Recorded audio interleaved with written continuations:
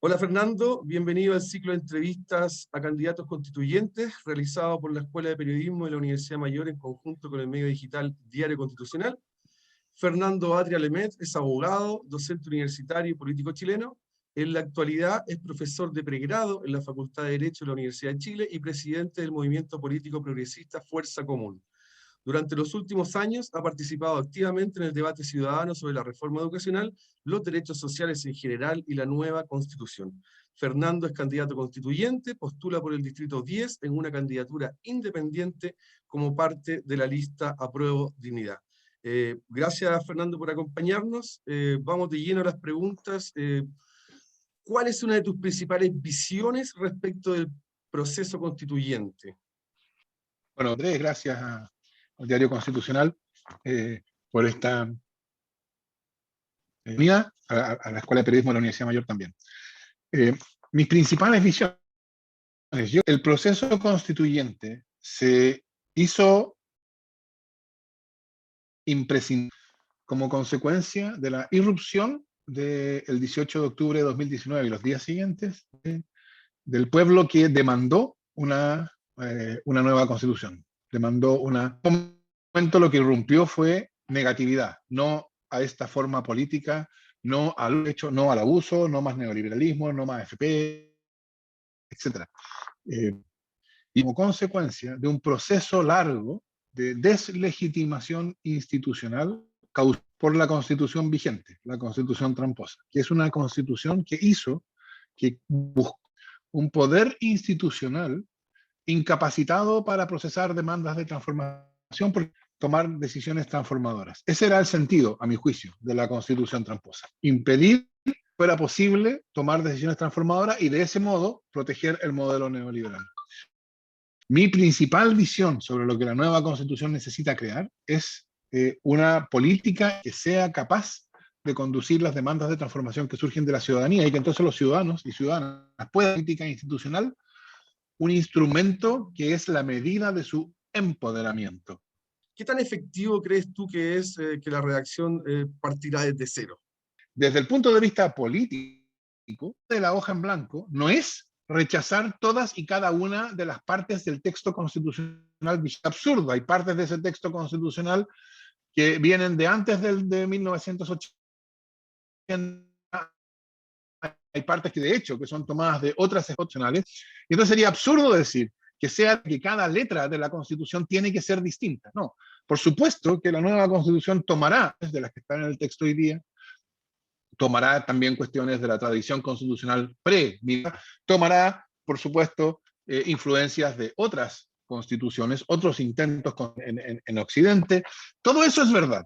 Y entonces, en el sentido de que el texto sea en el sentido de que cada una de sus letras sea nueva, entonces no va a haber hoja en blanco. En el sentido político de que la Constitución, en vez de reflejar de una minoría que quiere mantener lo que le conviene, sino va a reflejar un genuino acuerdo nacional. En ese segundo sentido, por cierto que va a ser fundamental que sea desde una hoja en blanco. Hay consenso respecto a algunas demandas que son históricas y que, por cierto, son muy relevantes para la sociedad, como la salud, educación, vivienda, ¿cierto? Los derechos sociales, las pensiones. ¿Qué otros elementos deberían ser considerados en la elaboración de una constitución moderna, a tu juicio? La cuestión fundamental de la nueva, única, ni la única importante, pero sí fundamental porque es la llave para todas las demás, es que debe contribuir a solucionar las causas de la crisis de legitimidad que ha sufrido esta política institucional como consecuencia de esta constitución. Y esa causa está en que esta no crea un poder político democrático eficaz, como ya lo decía antes, para realizar las demandas sociales de transformación o las demandas que surgen de la sociedad. Yo creo que la cuestión fundamental de la nueva constitución es que ella cree un poder político democrático. Y eso supone, por supuesto, una constitución sin trampas, sin cerrojos. Digamos, si un proyecto político gana, ese proyecto político se puede realizar. Y por otra parte, una política legitimada, que yo creo que hace imprescindible una forma participativa. Ok, y en ese sentido, ¿cómo se puede asegurar que la ciudadanía se mantenga conectada con el proceso constituyente en el sentido de la participación? ¿De qué manera concibes el rol de la sociedad en este proceso constituyente? La nueva constitución se va a realizar solamente en la medida en que esa misma fuerza que abrió el proceso constituyente, empujando a la nueva constitución. Sin eso, no va a haber nueva constitución, sin modificación por aquí o por allá, pero no va a haber una transformación suficientemente significativa de la política como para la crisis de legitimidad que llevó a este proceso. He escuchado algunas voces que sugieren que la discusión constituyente sea secreta, o que tenga partes reservadas. Yo creo que eso es una receta para el fracaso. Eso es una receta que se ha visto como simplemente más de lo mismo, más de la política a la cual estamos acostumbrados. Yo creo que el proceso abierto, transparente, debe hacer el máximo esfuerzo a través de las obligaciones de los convencionales, de las audiencias de la convención, de la posibilidad de que la convención salga a los territorios, llevar la discusión constituyente a la sociedad. Debe haber el máximo esfuerzo hecho en que la estar teniendo su propia discusión constituyente, vea que esa discusión está reflejada en la discusión que ocurre en la Convención Constitucional. En vez de ver que la discusión constitucional es una cuestión de negociaciones y arreglos entre partidarios, porque eso último es lo que las personas, creo yo, están hoy día acostumbradas a ver institucional, y es lo que ha llevado a esa política institucional al grado extraordinariamente profundo que tiene. Claro, y bueno, continuando con justamente con la participación ciudadana, pensando que formas parte de la Convención Constituyente, ¿qué modelo de democracia promoverías para que fuera consagrado en la nueva Constitución? Yo creo que más que un modelo distinto, yo creo que hay que hacer realidad la promesa democrática.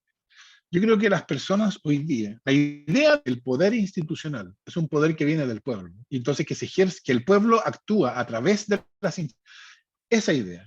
La idea, por ejemplo, de que la Cámara de Diputados representa al pueblo de Chile, o voluntad del pueblo, todo ese conjunto de ideas, yo creo que hoy día no tiene ninguna realidad de las personas. Es un mero discurso.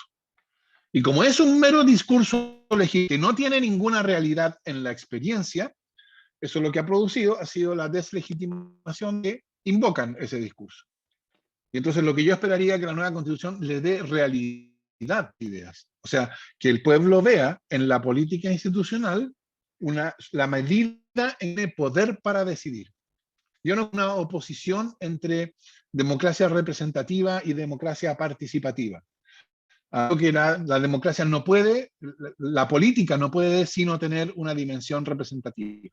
Pero es una representación que hoy día es vista como puramente formal, vacía, sin ser vista como dotada de contenido real.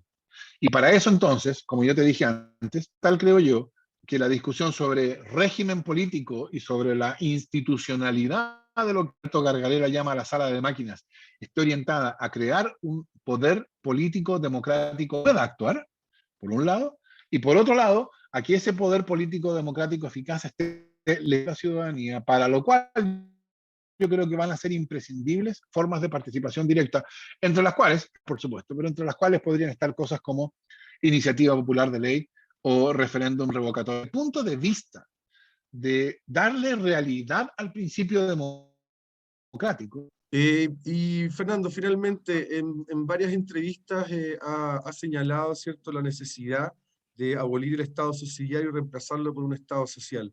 ¿Es el proceso constituyente el escenario ideal para lograrlo o al menos para sentar las bases para lograr aquello? Políticamente, lo que todos sabemos, Estado subsidiario significa Estado neoliberal, porque es un Estado cuya función principal, incluso en materias como pensiones, salud, seguridad social, educación, es asegurar las condiciones del mercado.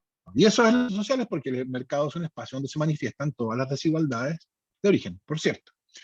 Entonces, el subsidiario tiene que ser erradicado, creo yo, y en su reemplazo tiene que haber un Estado que está el deber de realizar derechos sociales. Yo asumiría, por ejemplo, la fórmula que está en el artículo 3º de la Constitución y que fue incorporada al artículo 10, número 17 de la Constitución de 1970, conforme a la cual el deber del Estado es remover que de hecho impiden la libertad e igualdad de todas las personas. Es un deber de mantener las condiciones del mercado, sino de actuar en la realidad, de modo que las ideas democráticas de igual libertad y de igualdad sean ideas que tienen realidad y que no son solamente una declaración, una fórmula en un texto. Yo esperaría que los ciudadanos y ciudadanas por quien votar se preguntaran no cuán simpático es el candidato, cuál es la visión constituyente que yo quiero que esté a mi nombre, que yo he defendido, y no he defendido solo ahora, he defendido por 15 años o más, del problema constitucional y de su solución, que en los términos que hemos estado conversando: derecho social, una política eficaz que sea vista por el ciudadano y ciudadana como la medida de su poder, la medida de su desempoderamiento, etc. En mi impresión, la cuestión central que debe hacer cada ciudadano es preguntarse, primero, ¿cuál es la visión constituyente que yo quiero que esté a mi nombre en la convención? ¿Qué candidato la refleja mejor esa visión constituyente? Y tercero, ¿cuál de los candidatos una trayectoria que da fe de su compromiso con una visión como esa? Porque cuando llegue va a ser importante que quienes han defendido una determinada visión estén dispuestos a actuar en la convención para que esa visión se realice.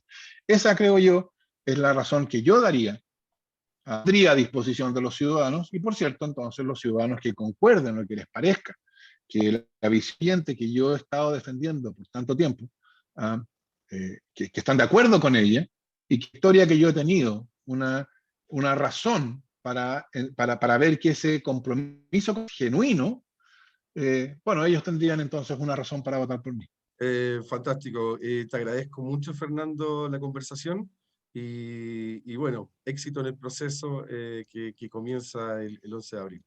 Nos saludamos desde la Universidad Mayor y el Diario Constitucional. Muchas gracias, Andrés. Muchas gracias, como ya dije, a la Universidad Mayor y al Diario Constitucional por esta oportunidad para... Gracias.